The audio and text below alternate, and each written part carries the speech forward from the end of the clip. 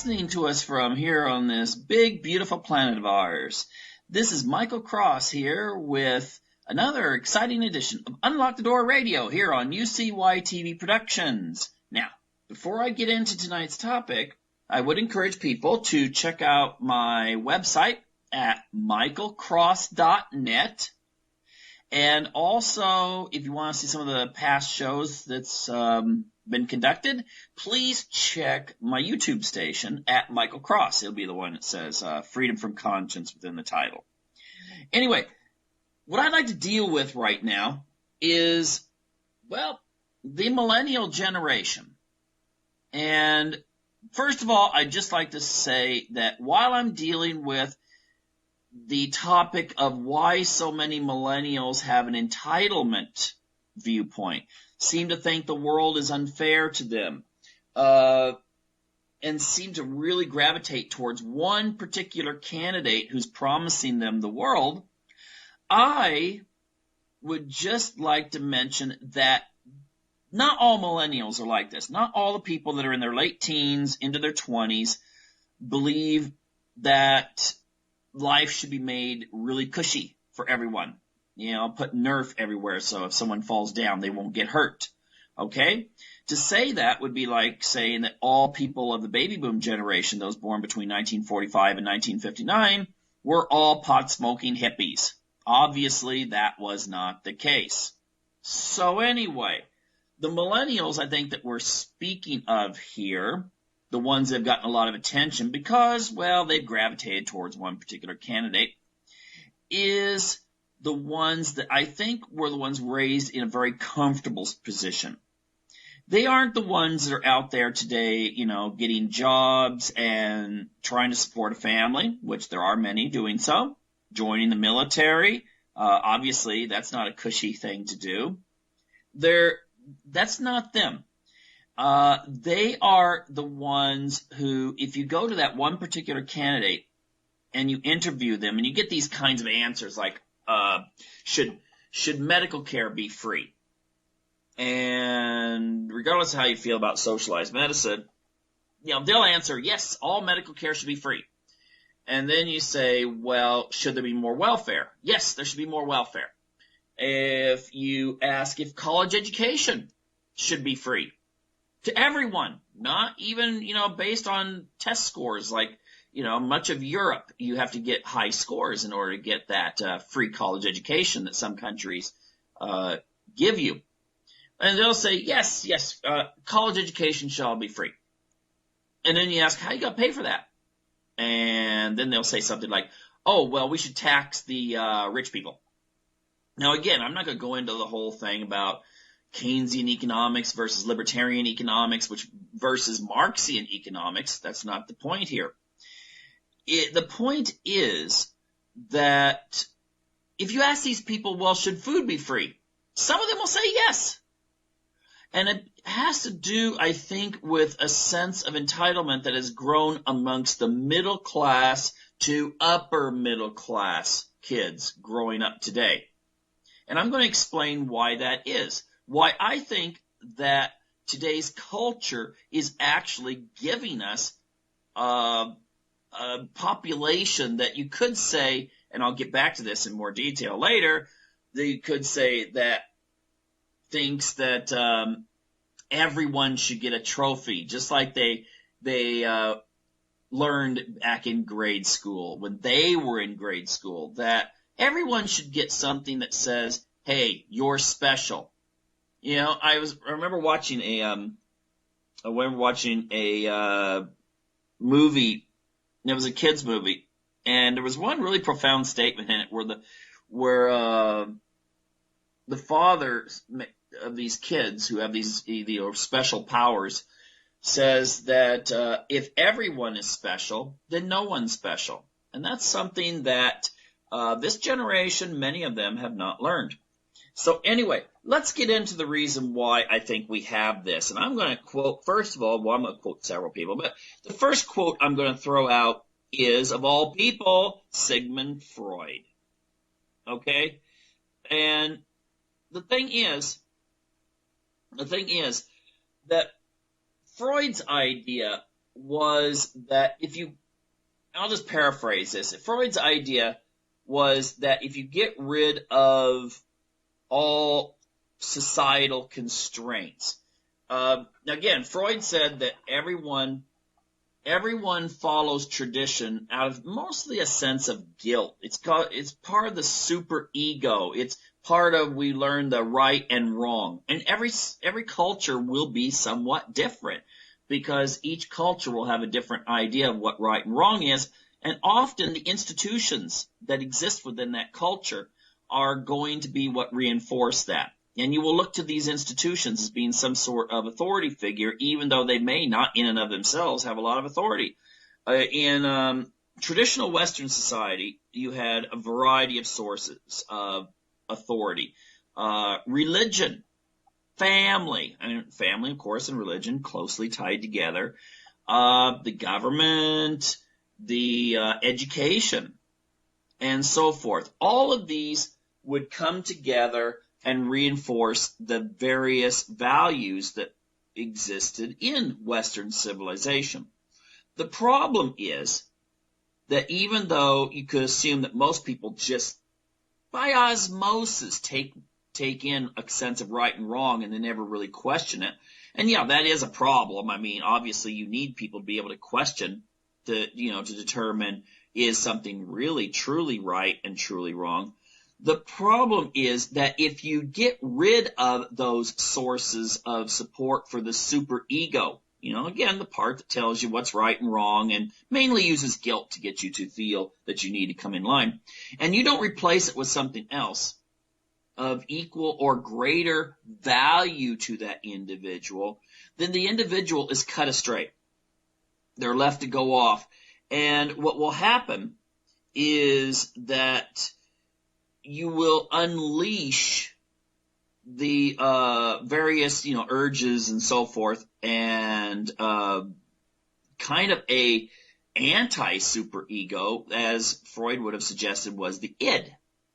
Now, the problem there is, if you give the person something else to believe in, let's say they switch religions. They go from being, a Baptist, and then they become Mormon. Okay, you've changed the religion significantly, but they still have the basic values there. The basic, thou shalt not do this, and thou should do that sort of thing. Not that big a difference when it comes to the values, okay? Not necessarily talking about the teachings, doctrines, or whatever, but the values that are associated with it. Not a big difference. But what happened in the 60s and the 70s was there was this major attack on the authorities, okay? The structures that were in place that made sure that most people kind of had a very common sense of right and wrong, okay? The media did this for a variety of reasons. You depicted religion, you depicted patriotism, you depicted hard work and so forth as maybe just for losers, okay? You downgraded it. You created in the public mind a sense that it's okay to satirize. It's okay to put down, and it's okay to basically just throw away a lot of these institutional values and sources of control. All right? And the thing is that, again, this is something that's happened in societies for a long time, especially when the society is on its way down. Plato, for instance, in the Republic, thought that people should not have the cultural assumptions that kept a society together questioned, satirized.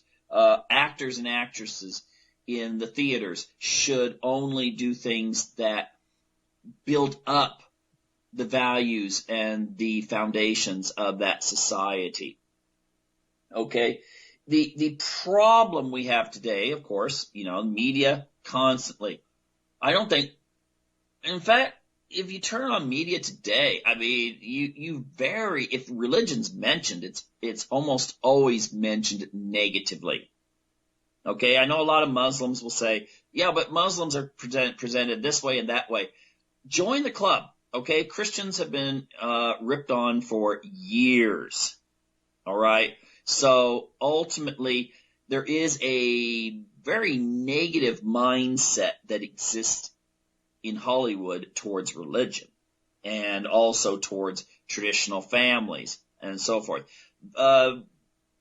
1950s, traditional families were the norm when presented on TV and in movies.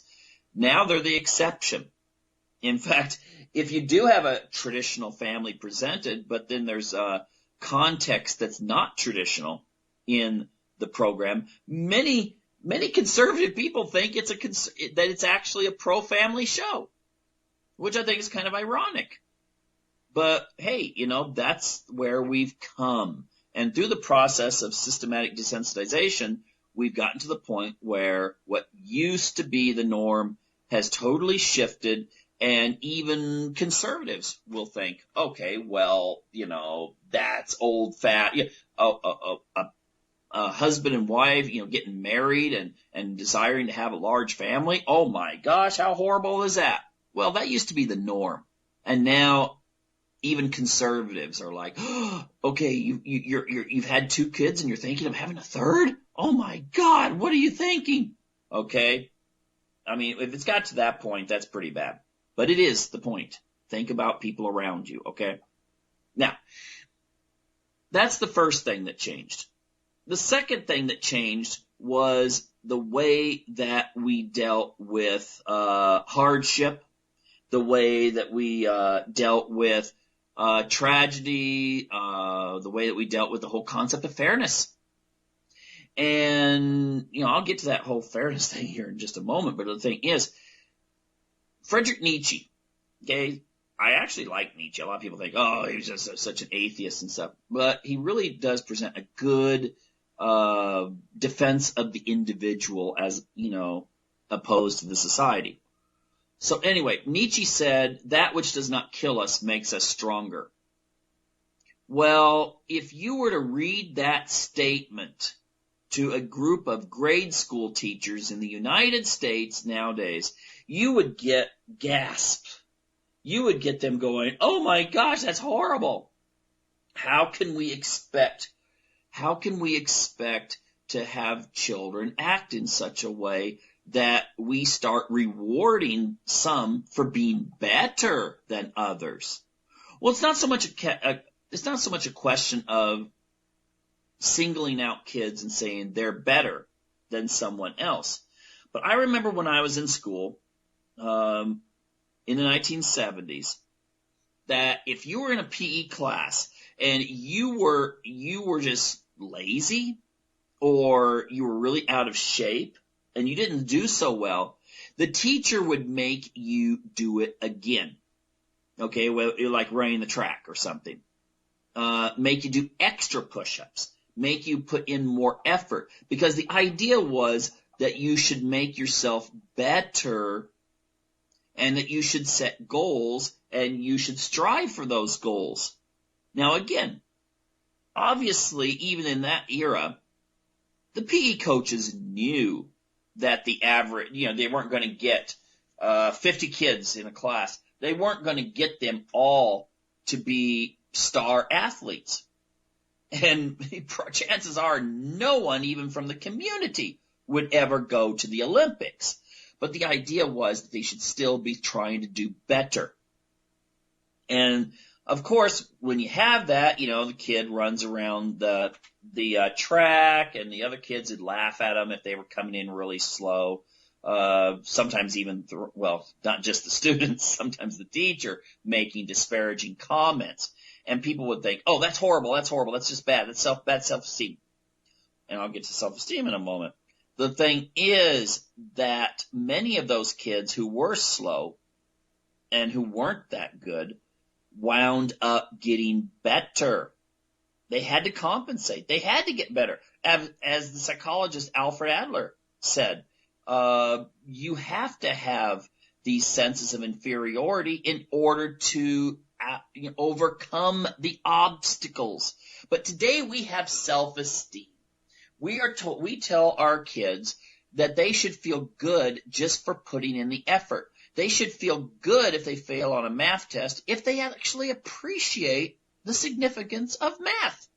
That they should feel good that they just went out, put their shorts on, and, they might have worked up a drop of perspiration on a very hot day going around the track. And we've gotten to a point now where everyone deserves a trophy. Well, if everyone deserves a trophy, then nobody deserves a trophy, okay?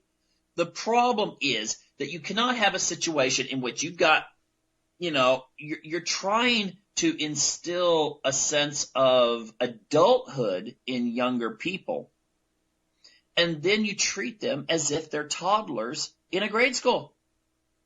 Isn't the whole point of growing up learning how to adapt to the real world? The real world, oh gosh, I just remember I saw this, someone posted on social media where someone actually, there was some tweet and it had all these retweets on it where someone had said that it was basically unfair that the most qualified person for a job would get the job, that everyone should have a chance. Well, if that's the case, what? Everyone that applies for a job being a surgeon, well, you should just go ahead and flip a coin or do a drawing of straws to see who gets it. Maybe one of them has a medical degree. Maybe someone else just thinks, hey, I watch TV and it looks like surgeons are pretty cool. Do you want that person opening you up? The thing is that we don't have these kinds of expectations for pro sports. We don't look at the people that are chosen for teams that play football or soccer or any number of other sports and say, oh, but that's not fair that we only choose the best ones, is it? Well, you see, that's the real world.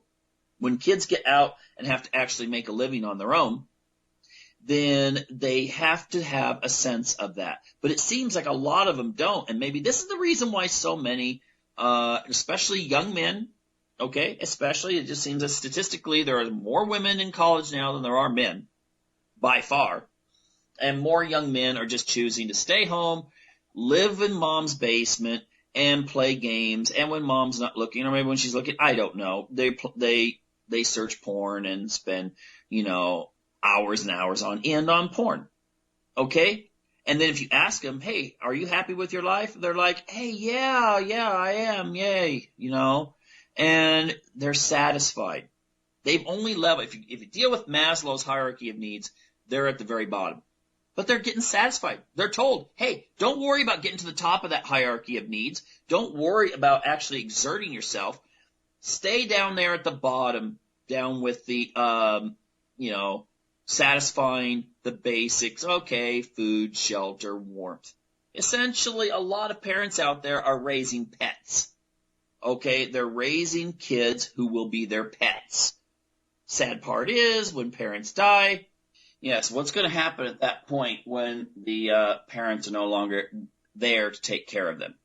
Of course, then again, with the obesity epidemic we're having now, maybe the parents will actually outlive the kids. Who knows? Now, again, this is not meant as some sort of insult. And the problem is some people listening to this are going to think it's insulting.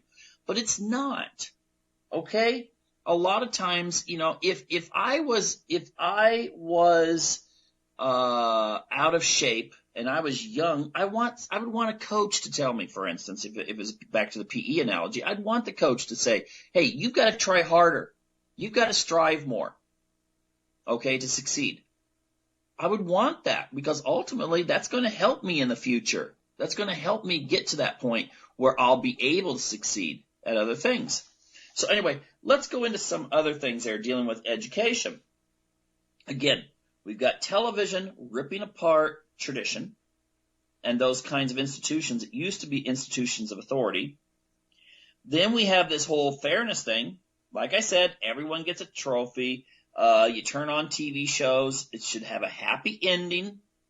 And you have this kind of sense of, like I said earlier, entitlement. And now I'm going to compare something here. I have in the past, I did I did do a show just a couple weeks ago about narcissism and how our society is filled with wannabe narcissists. Now, I think narcissism and self-esteem kind of go hand in hand.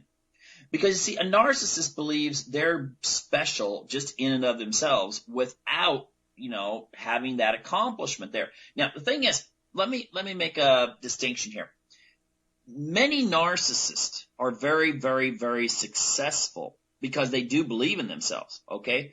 Many true genetic narcissists are very successful because they do believe in themselves. But we have what you could call secondary or wannabe narcissists out there who they've been told they're special all their lives and that they shouldn't look upon accomplishment as being what determines if they're special. Okay? Now, I can see that in a religious context. Okay, and some people think, well, Jefferson said all men are created equal. Well, he didn't mean that. He meant that they were all created equal in the sense that they should be given the same opportunities. Not that they were equal, obviously, just because they're equal and equally special.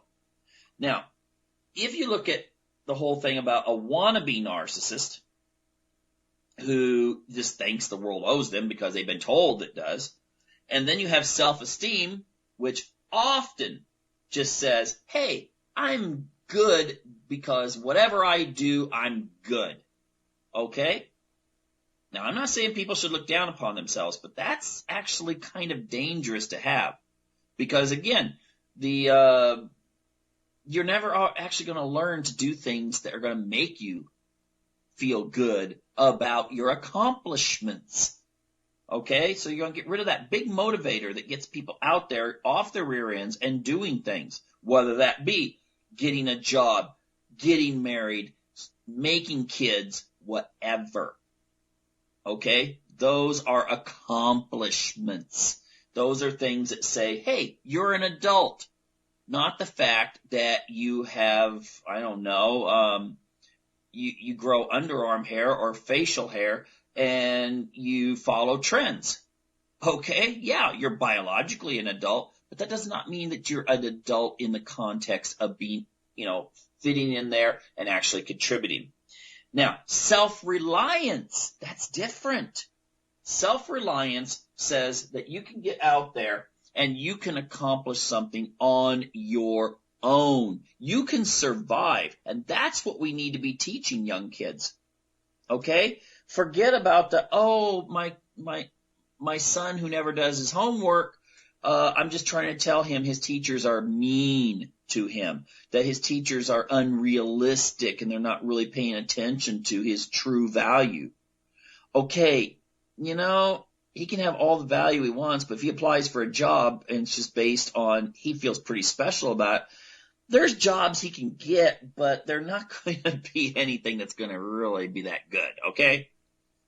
And considering that, we got robots coming in here more and more now, taking out those menial jobs, well, you don't worry about how the robot feels about themselves, okay? They just do the job because that's what their program is. So I think that's another big problem we've had is the whole self-esteem in schools, okay? You're special because you're special. And you know what? If you fail the test, take it over again. Maybe, you weren't feeling good that day. Well, I could say this much. If you decide to go swimming the English Channel and you're just not feeling good that day, you're going to drown. Okay? Or any other number of things that you do. Sometimes you just have to live with the consequences and then overcome them. But yet we teach the kids that, let's lower the expectations. Let's let you have more chances at tests. Let's let you do all these other things without actually, putting them, making them face obstacles and overcome them. Okay? Now, some of you may be thinking, well, but my kid's got a teacher who.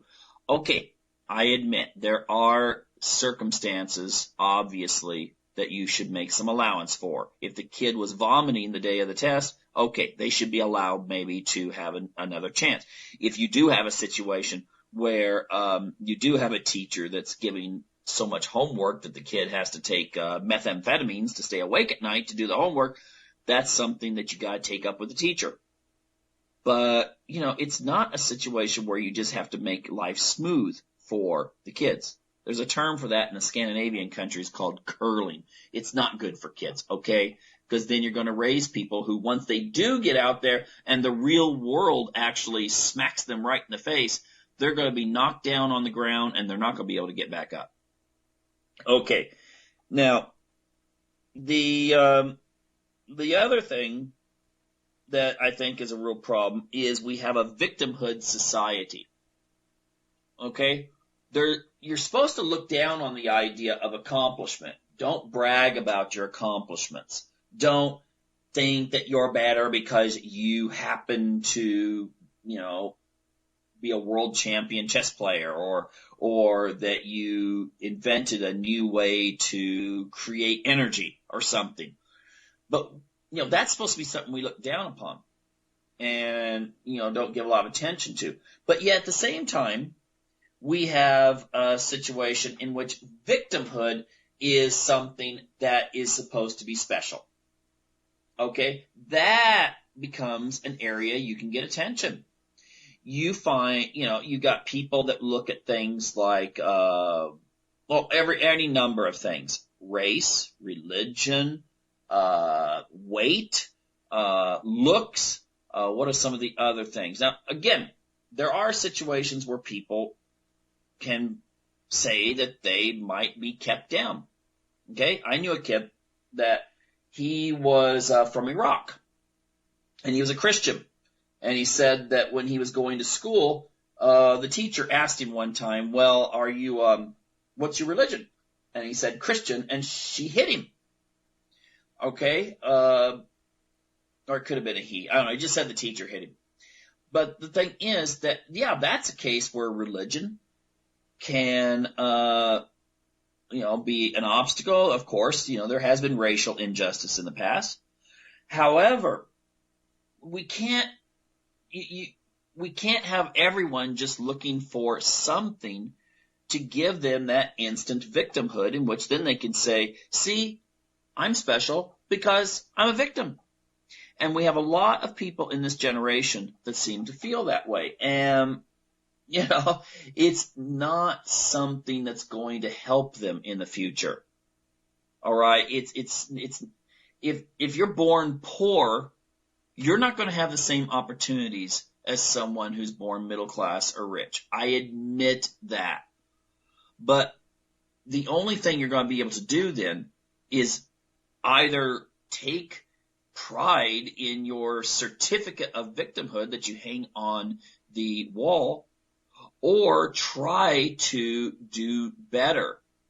Now, in the United States, there were people that came in. The Irish, they were put down. But did they go around thinking of themselves as victims in the 1830s and 40s? No, they just found ways to make money.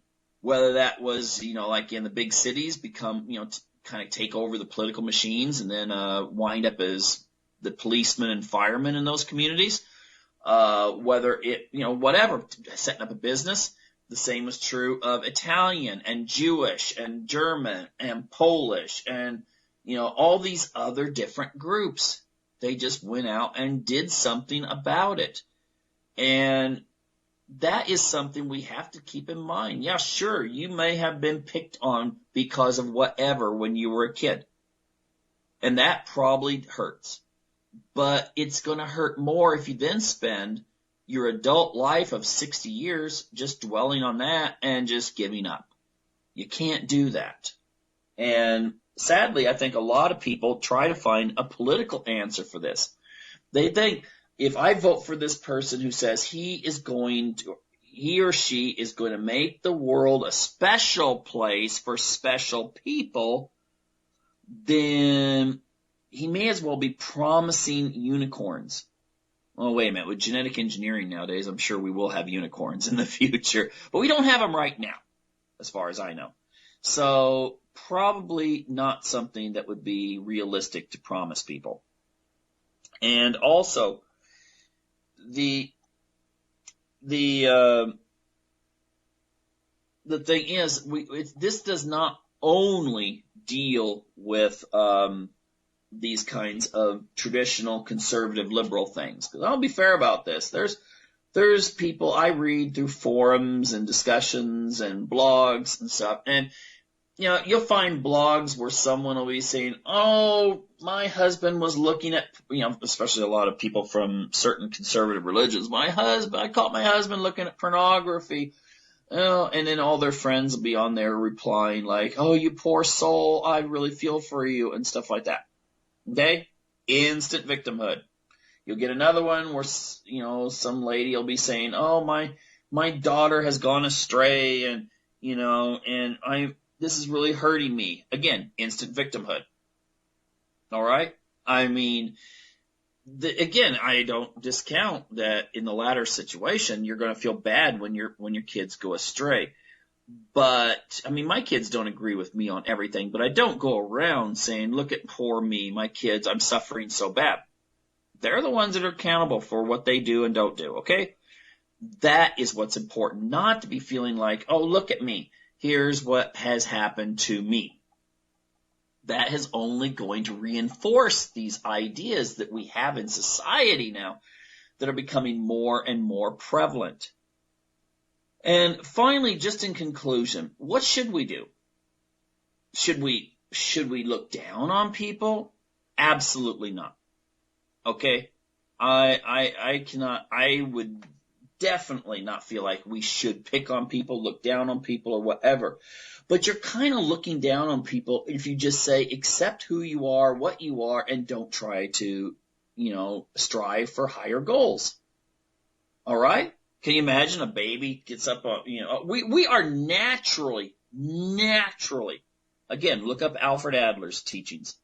We are naturally inclined from day one to look around us and want to become masters of our environment. And in positive ways, not masters of our environment by drawing attention to the unfairness of society, but masters of our environment by, well, first of all, you learn how to crawl. Then you see your brothers and sisters are going around. That's another thing. I got to get back to that before I end this.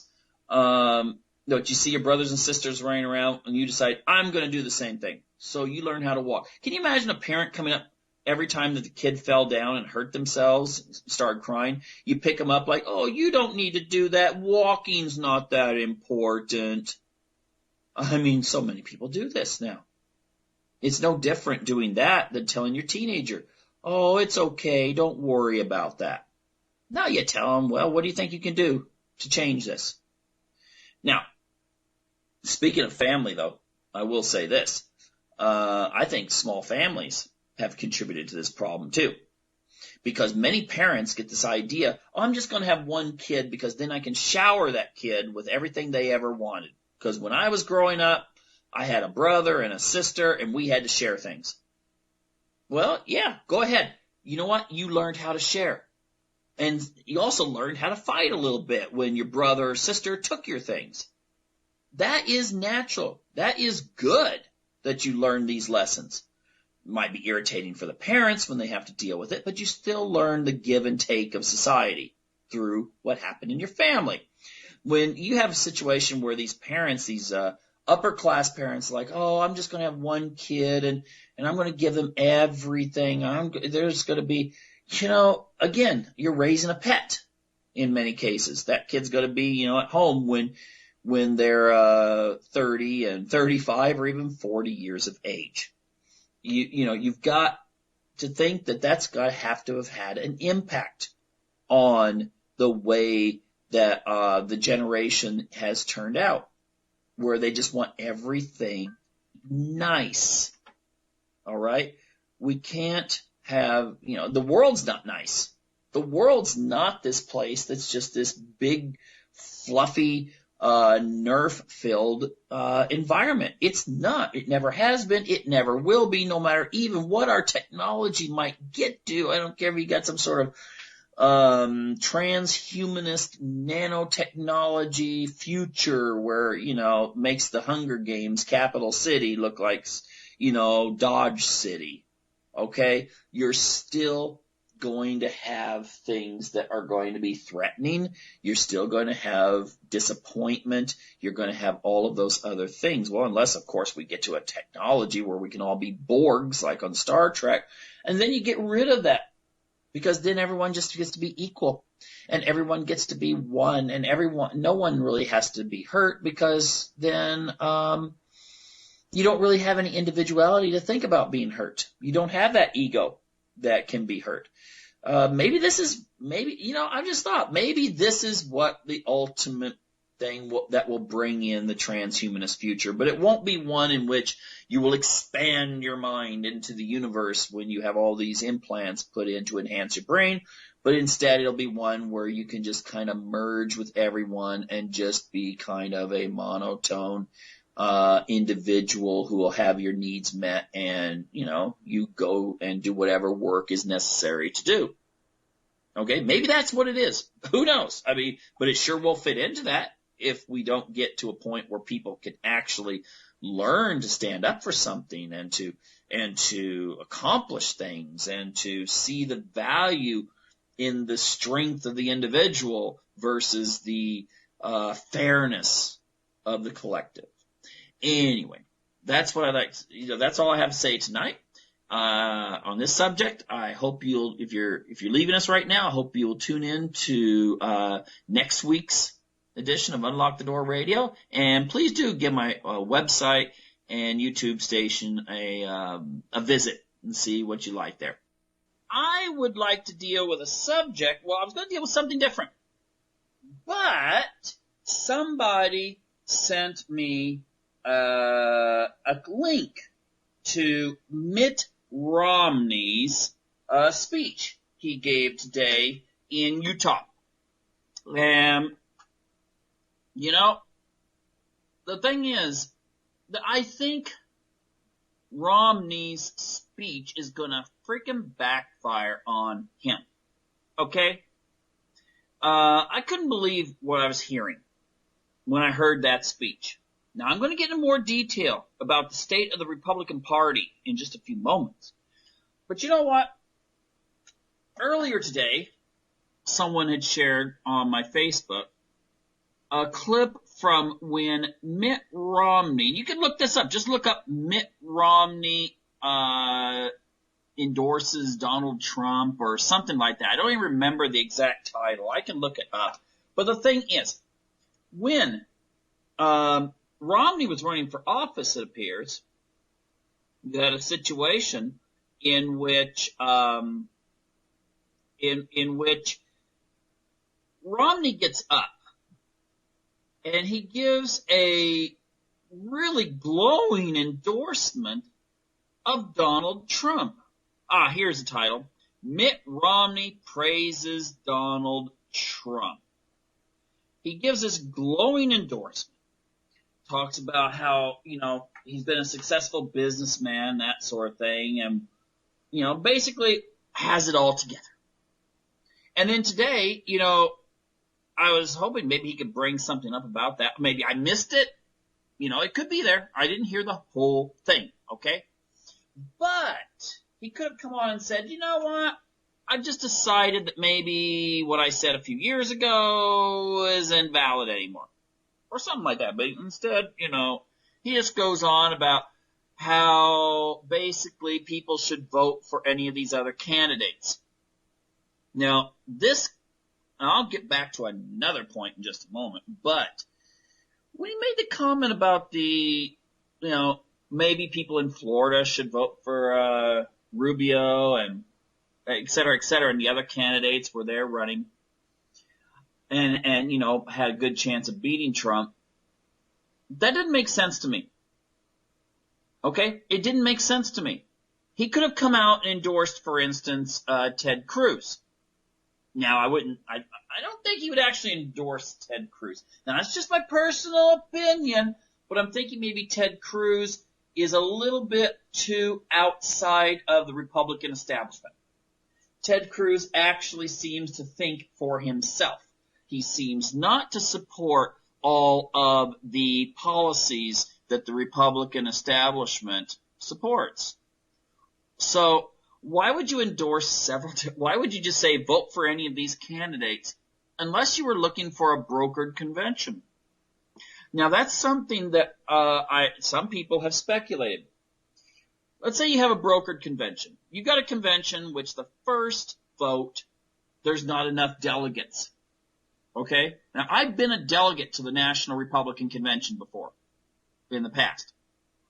And I know that there's some sort of rule, unless they've changed it, that if the candidate doesn't win on the first ballot, there's like one or two ballots that'll continue. And then I believe the delegates can kind of vote for whoever they please. Now, if that's the case, what if you don't have enough delegates to support Ted Cruz? You're certainly not going to have enough delegates to support Marco Rubio, and you wouldn't have enough delegates to support Trump. Well, who knows? Someone could come along. This candidate just out of the blue surfaces. Okay? Kind of like a villain in a 1980s horror movie that you think has, sunk into the depths of the sea and then suddenly, jumps out and confronts the survivors again. Yes, Mitt Romney. Mitt Romney could conceivably get the nomination. I notice a lot more people are talking about him. I checked his Facebook page out. It seems that he's getting Facebook likes. It's growing. I don't know. Maybe there's going to be a lot of people delete their likes on his Facebook page. But what's going on in the background? I just wonder. Okay? I mean, first the Republicans throw out Freudian slip? Excuse me. Jeb Bush. Jeb Bush was sort of like George Bush without pretty much any charisma or any kind of stage presence or speaking abilities or, yeah, he was just the little brother thrown in there. I don't know.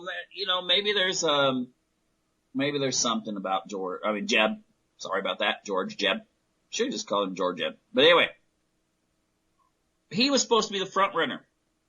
He was the man to beat. He shows up like a turtle to a race against a pack of cheetahs, and they didn't sleep. Okay? So the George Bush boat sunk pretty much, in harbor. Then everyone started focusing on other candidates. But of course, Rubio is the one who suddenly became the heir apparent. No, Ted Cruz, even though he has a much bigger base of support than Rubio, all of a sudden it was Rubio. Gosh, it sounds like something from Romeo and Juliet. Rubio, wherefore art thou, Rubio? I can imagine what that would look like if he did a play. Anyway, the thing is that you get Rubio coming along, and for some reason, Republicans just don't warm up to Rubio. I can't imagine why not. He's everything that the establishment Republicans would like. He's kind of the guy that you picture as a member of an exclusive country club. One of those movies, maybe Rubio reminds me of like those movies in the 1980s, where you had some nerdy guys and they had to they had some sort of competition with all the popular guys that were all members of the yacht club or country club or whatever.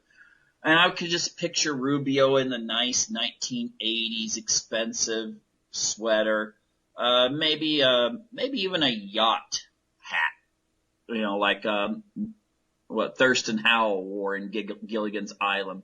Well, that's just the way I picture him, and I think that's the way most Republicans pictured him. So he didn't do so well. Okay? He just did not do so well. His better than Bush, but not quite as good. Carson, he was just totally shut out. I feel sorry for Carson. Probably the most intelligent, freaking he's a brain surgeon, candidate running of either party. It proved my point, though, that with the American media, if you're a woman or you're a minority, it only counts with them if you're a liberal woman or a liberal minority. So Carson was just kind of ignored for the most part, at least from what I could see. He was just not treated as a viable candidate. He is quiet, soft-spoken, the kind of guy I think would be great in a Trump cabinet. But, he's maybe too intellectual for a game of psychopaths. I think there's 2 TV shows that illustrate the way politics is today. Okay? One of them would be Game of Thrones. The other one would be House of Cards. And you get someone that's nice, that really is intelligent and doesn't want to insult anyone or anything. He comes in there and, no one wants to give him much, give him the time of day in the American media establishment. Then on top of that, Cruz. Now, the thing is, what I don't understand is that someone could make horrible statements about Cruz, like, Lindsey Graham has made. Now, how many votes did Lindsey Graham get when he was running? I'm not sure. Did he get any votes? Well, he must have got some. There must have been someone somewhere. Anyway, Lindsey Graham makes statements about Cruz that were, you share those with people. They're like, whoa, Lindsey Graham said, that kind of thing. But anyway, Cruz I think he's a fantastic individual. I think he'd be a great president. I really don't understand this whole big deal about, is he a Canadian or whatever. But, I don't think Donald Trump's throwing that out there. Donald Trump is not attacking Cruz in the way that everyone's attacking Trump. In fact, I don't know, maybe the last debate that they had together that could have maybe caused Trump maybe to cross him off his VP list. I don't know. But I would discourage strongly Republicans who want a Republican president from attacking Ted Cruz. There's no reason for it. If you attack Ted Cruz, if you're for Trump, it's not going to get you any votes amongst the Cruz people. And conversely, if you're part of Cruz's campaign, it's not going to get you any votes if you attack Trump. Okay, I think really the percentages are pretty much set. Now, if you want to do something, and this is mostly directed at the Cruz people, because I've been added by a lot of people like on Facebook. Okay, and that seems to be, Facebook, YouTube, all these kind of places now are where the politics, that's the political arenas now. But a lot of people have added me. I've been added to Bernie Sanders sites. Still looking for whoever did that. I've been added to Trump sites and Cruz sites. Thank goodness I'm not added to any Rubio sites. But anyway,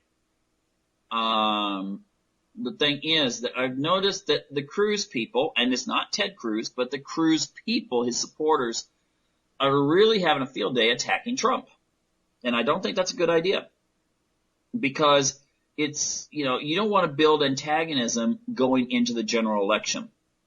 And I think most Cruz people would rather see Trump elected than Hillary Clinton.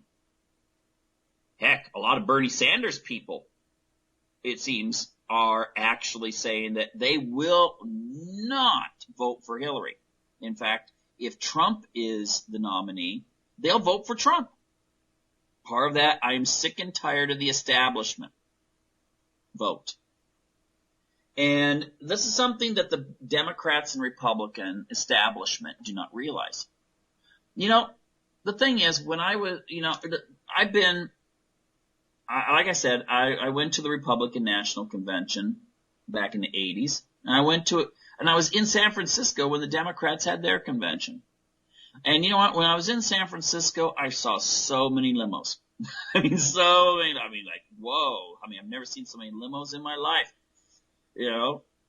And the thing is, the Democrats and Republicans, they go to the same clubs.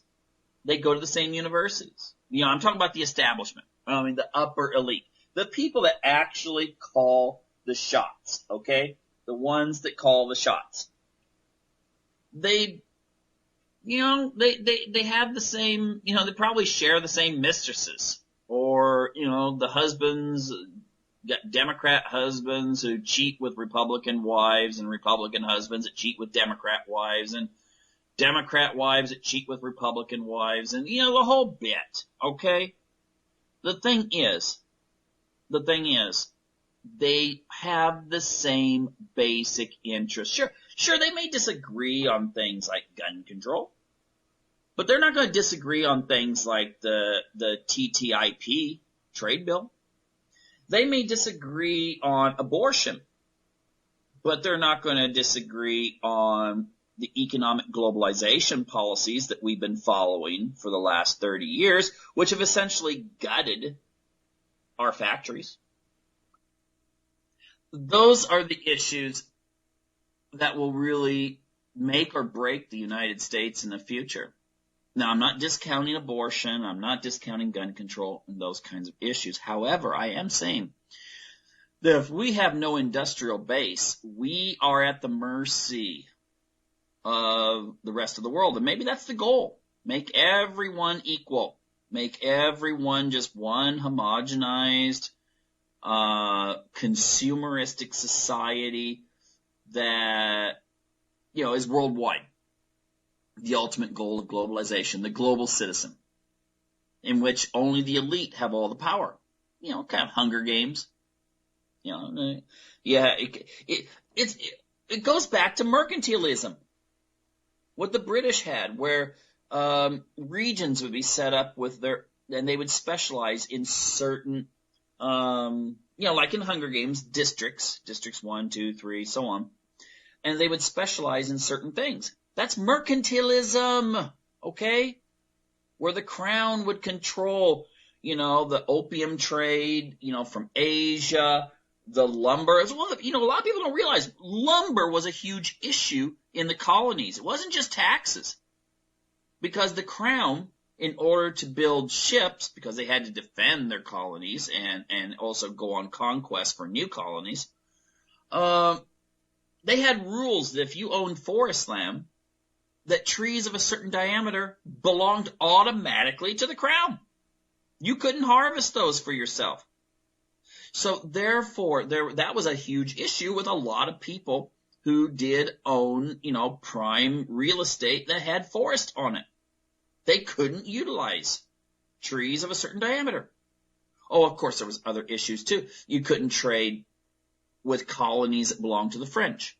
You couldn't, or the Dutch, or whatever. They had rules set up. But still, it was a mercantilistic system in which it was a semi-planned economy with large crown-certified corporations that would then be in charge of certain regions for certain resource extraction. Okay? It really benefited London. And most people don't realize the economics that were involved in the American Revolution, but it was really big. And it wasn't just taxes, okay? Because if you control something like this, you can regulate it. Heck, you can go to the point that if you have this kind of world system, you can regulate how big people's apartments are. Don't call it population control. Make sure that all your cities zone for small apartments. And then, let nature take its course then. If the Stalin, he really encouraged women to have kids, but usually the average Russian, even after Stalin, only had 1 or 2 kids. Why was that? Because if you've ever been to Russia, which I have many times, you'll find that the old apartments that were built under the communist system were small. I mean, very small. And I'm not talking about New York City small. I'm talking about really small, like dorms. And so to have any kids was really difficult. But, you know, of course, Russian women love children, so they would at least have one, and sometimes two. And this is kind of the thing that this planned economy, this let's make everything go according to a central system. This is what it seems that the Democrat and Republican establishments really like. And again, that is very dangerous. Now, of course, they're exempt from it. And this is why the Democrats are also against Bernie Sanders so bad. I've seen so many people that are Bernie supporters who are totally dashed. You know, I even have a son who, you know, he likes Bernie Sanders, but now says if Bernie doesn't get it, he'll vote for Trump. Okay? Because you got this situation where Bernie is anti-establishment. Now, you might not like his version of what he wants to do, but he's still standing up to the establishment. He's like, I saw my daughter's cat last summer squared off with a mouse. I tried to save the mouse, you know, but I couldn't. But this little mouse, you know, the cat was facing it down, and this little mouse got up and assumed like a fighting pose against the cat. Okay? The cat's like 40 times bigger than this mouse. Little mouse. Barely bigger than a shrew. And that's what I think of as Bernie Sanders. So even though you don't like mice, you know, and getting in your house and stuff, this was out in the yard, but still they find a way to get into the house if they're in the yard. You still kind of admire the poor little mouse. And, you know, I admire Bernie Sanders. Okay? I admire him for the fact he's staying up to the establishment, and he's getting totally screwed over by the establishment. Totally. I mean, his followers are going to be so, you know, these idealistic, I don't know, raised on Disney cartoons where good always wins in the end. And now they're going out there champion Bernie because they think that he's going to do some good. And they're meeting up with the realities, the harsh realities of politics. They're learning that life is more like a Tim Burton movie. Okay? It's dark. And, you know, it's not going to work out in a fairy tale type way. And Bernie is going to lose because he has everything stacked against him. And this is what we have today. We have establishment people pushing for establishment policies that have benefited them and the establishment. It's not benefited the workers. It's not benefited the students. It's not benefited the elderly. It's not benefited the minorities. It's not benefited, well, anyone except for that establishment clique. So in that sense, yeah, Occupy Wall Street was right, the 1%ers. And they have control of both parties. And they're going to try holding on to that. Believe me, this is going to be a really nasty race, you know, in the next few months, okay? And then that's even before the general election. Wow. Oh, well, you know, for those of you that like to see a good, you know, what do you call it, cage fight, I guess this is going to be similar to it. So anyway, that's all the time I have here. So, again, thank you for tuning in, and hope you come back next week for another edition of Unlock the Door Radio here on UCY TV Productions.